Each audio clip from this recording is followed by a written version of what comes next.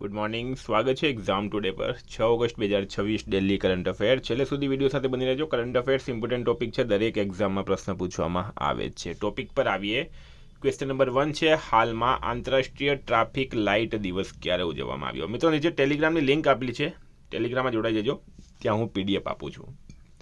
તો આંતરરાષ્ટ્રીય traffic light દિવસ ક્યારે ઉજવવામાં આવ્યો? દર વર્ષે 5 ઓગસ્ટે આ દિવસ મનાવવામાં આવે છે. 5 ઓગસ્ટે આર્ટિકલ 370 નાબૂદી દિવસ પણ મનાવવામાં આવે.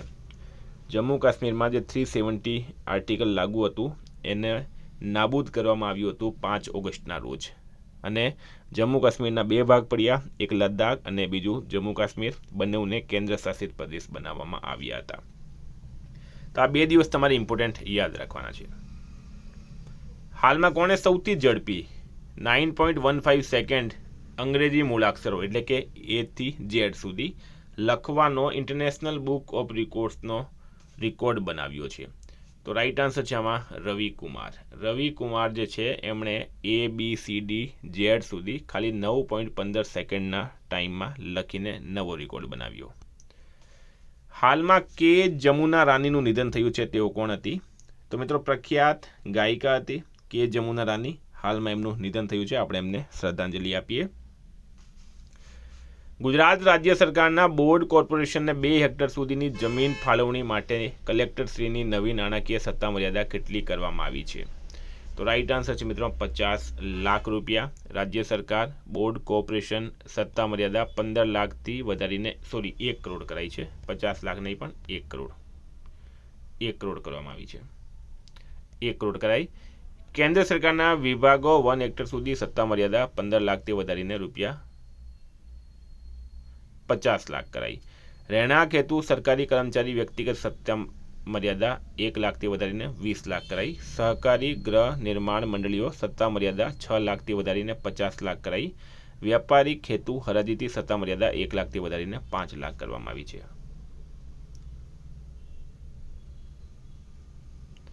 તો મિત્રો, અહીંયા તમને કન્ફ્યુઝ નહીં થતા. 2 હેક્ટર સુધી સત્તા મર્યાદા 15 થી 1 કરોડ કરાઈ અને 1 હેક્ટર સુધી સત્તા મર્યાદા 15 લાખથી વધારીને 50 લાખ કરાઈ છે. મિત્રો, એક્ઝામ આવી રહી છે. CCની FSWની એક્ઝામ છે, કામધેનુ યુનિવર્સિટીની એક્ઝામ છે. કરંટ અફેર્સ લઈ જ લેજો. એક્ઝામ ટુડેનું ડેલી કરંટ અફેર્સના વિડીયો આવે છે, પછી આપણે કરંટ અફેર્સ પ્રોવાઈડ કરીએ. પૂરેપૂરું ઓથેન્ટિક કરંટ અફેર આવશે. પીડીએફનો ચાર્જ કંઈ વધારે નથી, ખાલી 300 રૂપિયા છે પૂરા 1 વર્ષના કરંટ અફેર્સ માટે. 9510411961 પર ગૂગલ પે, ફોનપે, પેટીએમ કંઈ પણ કરો, સ્ક્રીનશોટ મોકલી આપો, 2 મિનિટમાં મળી જશે. તમામ પરીક્ષાઓમાં મિત્રો 100% કરંટ અફેર આપણું પૂછાય છે. હાલમાં કયા દેશે આંતરરાષ્ટ્રીય ક્લાઉડેડ ચિત્તા દિવસ પર ક્લાઉડેડ ચિત્તાના સંરક્ષણ માટે એક કાર્ય યોજના શરૂ કરી છે? તો રાઈટ આન્સર છે મિત્રો આપણા દેશ ભારતે.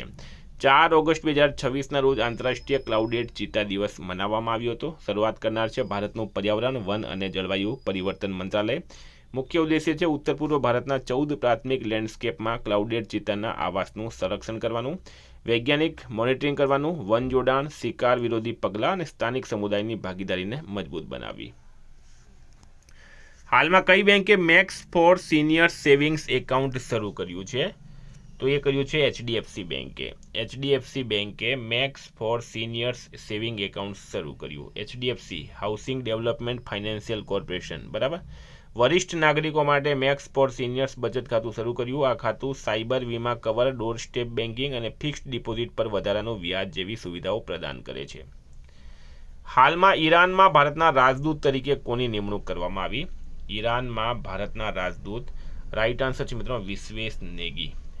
ઈરાનમાં ભારતના રાજદૂત તરીકે વિશ્વેશ નેગીની નિમણૂક કરાઈ છે.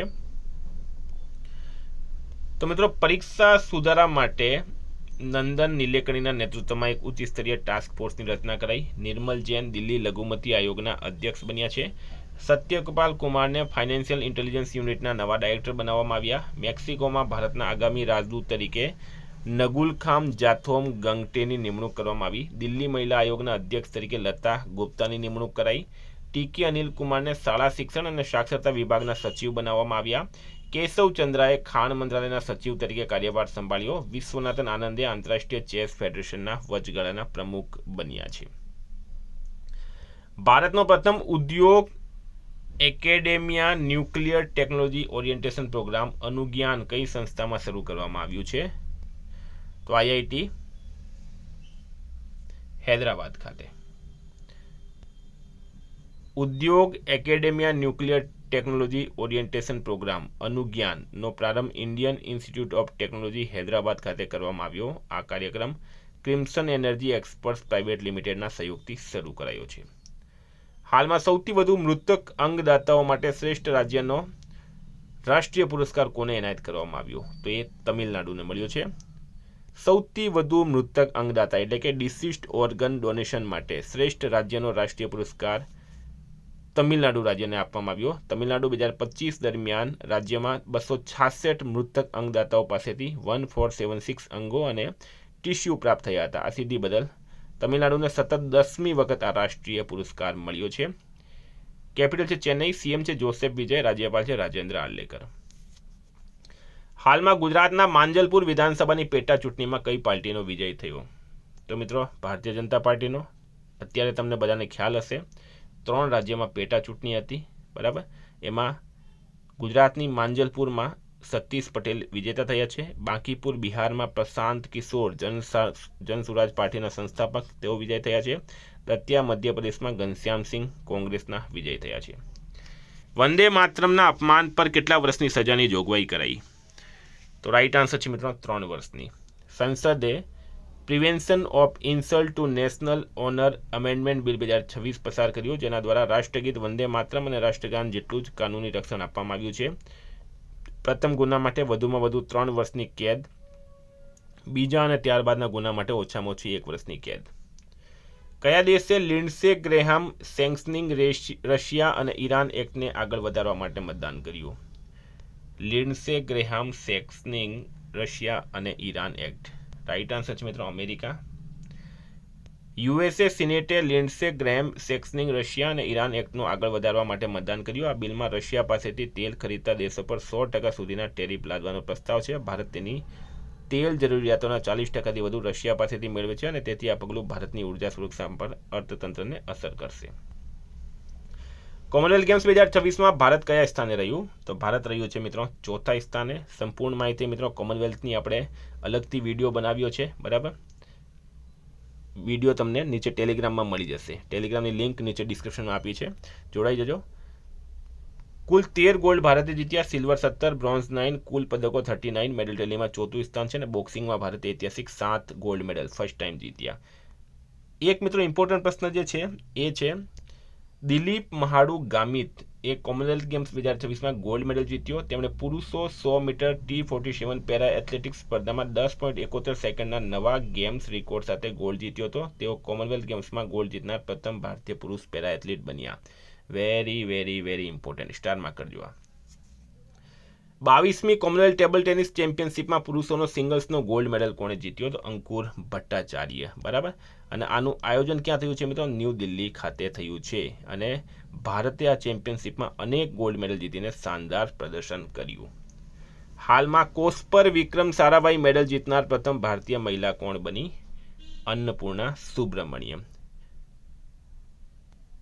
ડિટેલમાં માહિતી આપું તમને તો પુરસ્કારનું નામ છે કોસ્પર વિક્રમ સારાભાઈ મેડલ 2026. આપનાર સંસ્થા છે કમિટી ઓન સ્પેસ રિસર્ચ, બરાબર. પ્રતિષ્ઠિત મેડલ મેળવનારી પ્રથમ ભારતીય મહિલા વૈજ્ઞાનિક બની છે. હોદ્દો છે ભારતીય ખગોળ ભૌતિક સંસ્થા બેંગલુરુના ડાયરેક્ટર. હાલમાં દક્ષિણ ભારતના પ્રથમ સેમિકન્ડક્ટર ચિપ યુનિટનું ઉદ્ઘાટન ક્યાં કરવામાં આવ્યું? તો રાઈટ આન્સર છે એમાં આંધ્રપ્રદેશ ખાતે, બરાબર. આંધ્રપ્રદેશના વિશાખાપટ્ટનમમાં તાલુવાડા ખાતે કરવામાં આવ્યું. આ યુનિટ ASIP ટેકનોલોજીસ દ્વારા સ્થાપિત કરવામાં આવી. આ પ્રોજેક્ટ ઇન્ડિયા સેમિકન્ડક્ટર મિશન હેઠળ મંજૂર થયેલો દક્ષિણ ભારતનો પ્રથમ સેમિકન્ડક્ટર પ્લાન્ટ છે. પ્રધાનમંત્રી નરેન્દ્ર મોદી તેનું વર્ચ્યુઅલ રીતે ઉદ્ઘાટન કર્યું. પ્રોજેક્ટનું અંદાજિત રોકાણ 2387 કરોડ છે. તો મિત્રો આ હતા કરંટના પ્રશ્નો. વાત કરી લઈએ રિવિઝનની. તો આપણે આવી ગયા 5 ઓગસ્ટ 2026 રિવિઝન પર. 4 ઓગસ્ટના રોજ કયા દેશનો કોસ્ટગાર્ડ દિવસ ઉજવવામાં આવ્યો? અમેરિકા. પ્રકાશિત થયેલા પુસ્તક the EV evolution then now and next of electric વ્હીકલ્સના લેખક અનિલ સાસી છે. 3 નંબર છે શ્રીલંકાનો સર્વોચ્ચ રાજકીય સન્માન કોને એનાયત કરવામાં આવ્યો? એલ સુબ્રમણ્યમને.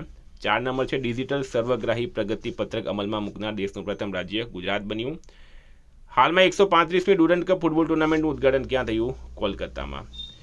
ગ્લો લેક કયા રાજ્યનું પ્રથમ રામસર સ્થળ બન્યું? અરુણાચલ પ્રદેશ. 8 નંબર છે, હાલમાં નવા નૌસેનાના ઉપાધ્યક્ષ તરીકે કોણે કાર્યભાર સંભાળ્યો? AN પ્રમોદે. 9 છે, હાલમાં હેન્ડલૂમ ટેકનોલોજીના સેન્ટર ઓફ એક્સિલન્સનું ઉદ્ઘાટન ક્યાં થયું? IIT દિલ્હી ખાતે. કેન્દ્રીય મંત્રીમંડળે PM કિસાન યોજનાના વિસ્તરણને કેટલા સમય માટે મંજૂરી આપી? 2031 સુધી. અટલ બિહારી વાજપેયીના AI હોલો બોક્સનું ઉદ્ઘાટન કયા સ્થળે કરવામાં આવ્યું? તો પ્રધાનમંત્રી મ્યુઝિયમ ખાતે. કાઉન્ટર સ્વોર્મ ડ્રોન સિસ્ટમ ભાર્ગવસ્ત્રનો સફળ વિકાસ કોના દ્વારા કરવામાં આવ્યો? SDAL દ્વારા. હાલમાં ચેન્જ મેકર 2026 એવોર્ડ કોને મળ્યો? G. સતીશ રેડ્ડીને. હાલમાં ટૂર ડી ફ્રાન્સ ફેમ્સમાં સામેલ થનારી પ્રથમ ભારતીય મહિલા સાયકલિસ્ટ કોણ બની? હર્ષિતા જાખડ. તાઇપે ઓપનનો મહિલા સિંગલ્સ ખિતાબ કોણે જીત્યો? તન્વી શર્માએ.